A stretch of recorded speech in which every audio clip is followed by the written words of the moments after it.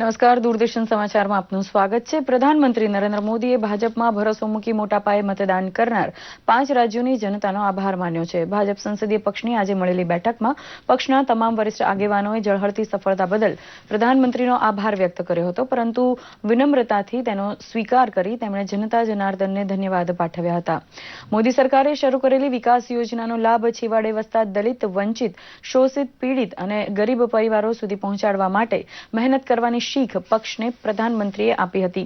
સરકારી યોજનાનો લાભ જનતા સુધી પહોંચાડવા માટે યુવાનો પ્રતિનિધિ તરીકે કામ કરે તેવી અપેક્ષા પ્રધાનમંત્રીએ રજૂ કરી હતી.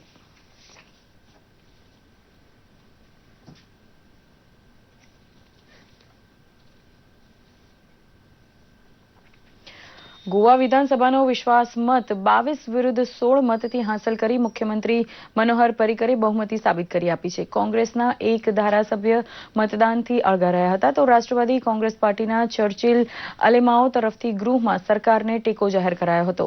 40 બેઠક ધરાવતી ગોવા વિધાનસભામાં ભાજપને 13 અને કોંગ્રેસને 17 બેઠક મળી હતી, પરંતુ ભાજપને મહારાષ્ટ્રવાદી ગોમાંતક પાર્ટી અને ગોવા ફોરવર્ડ પાર્ટીના 3 ધારાસભ્ય તથા 3 અપક્ષ એમ 9 સભ્યોનો ટેકો મળતા 22 ઉપર બહુમતી ગૃહમાં સાબિત કરાઈ હતી. પંજાબના મુખ્યમંત્રી તરીકે શપથ ગ્રહણ કરનાર કોંગ્રેસ આગેવાન કેપ્ટન અમરિન્દર સિંહને પંજાબના વિકાસમાં મદદરૂપ થવાની ખાતરી સાથે શુભેચ્છા પ્રધાનમંત્રી મોદીએ પાઠવી છે. અગાઉ ચંદીગઢમાં રાજ્યપાલ વીપી સિંહ બદનોરે દ્વારા મંત્રીમંડળને શપથ લેવડાવવામાં આવ્યા હતા, જેમાં મુખ્યમંત્રી અને નવજોતસિંહ સિદ્ધુ ઉપરાંત 7 કેબિનેટ મંત્રીઓ અને રાજ્યકક્ષાના 2 મંત્રીઓની સોગંદવિધિ થઈ હતી. કોંગ્રેસ ઉપાધ્યક્ષ રાહુલ ગાંધી અને પૂર્વ પ્રધાનમંત્રી ડોક્ટર મનમોહન સિંહ આ પ્રસંગે હાજર રહ્યા હતા. કેન્દ્રના વસ્ત્રમંત્રી સ્મૃતિ ઈરાની તેમના પરિવાર સાથે પ્રભાસ તીર્થ પહોંચી સોમનાથ મંદિરમાં દર્શન કર્યા હતા. સોમનાથ દાદામાં આસ્થા હોવાથી પોતે નિયમિત અહીં આવતા હોવાનું તેમણે કહ્યું હતું. પતિ ઝુબેર ઈરાની સાથે સોમનાથના દર્શન, આરતી અને અભિષેક કરીને તેમણે આશીર્વાદ મેળવ્યા હતા.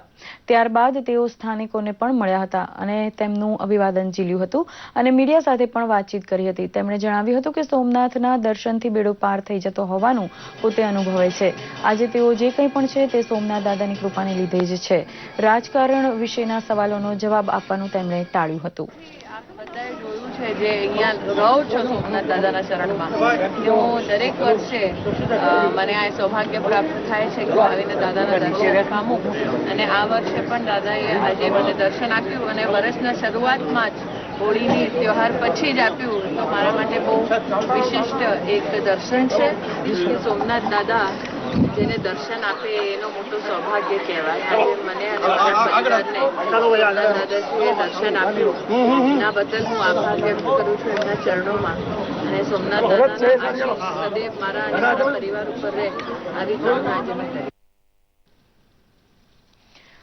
ગુજરાત રાજ્ય માર્ગ વાહન વ્યવહાર નિગમના કર્મચારીઓની જૂની માંગણી સંતોષવાની સરકાર દ્વારા ખાતરી અપાતા એસટીના કર્મચારીઓ હડતાળ મોકૂફ રાખી છે.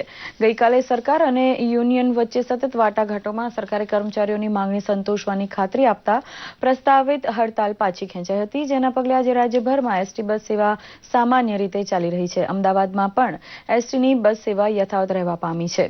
જાહેર જનતા તેમજ મુસાફરોને કોઈપણ પ્રકારની અડચણોનો સામનો કરવો પડ્યો નથી. રાબેતા મુજબ બસ સેવા ચાલી રહી છે. જામનગરની ભાગોળે આવેલા નૌકાદળ મથક આઈએનએસ વાલસુરાની સ્થાપના થઈ 75 વર્ષ પૂરા થયા હોવાથી પ્લેટિનમ જ્યુબિલી ઉજવણી આખું વર્ષ ચાલવાની છે, જે હેઠળ જામનગરથી કોચી વચ્ચે 6000 કિલોમીટરનું અંતર દરિયાકાંઠે કાપતી મોટરકાર રેલી આજે વિદાય થઈ છે. આઈએનએસ વાલસુરાના 15 જવાન દ્વારા સાહસિક મોટર યાત્રા ટૂંકા ગાળામાં સંભવ બનાવવાની હિંમત દાખવવામાં આવી છે.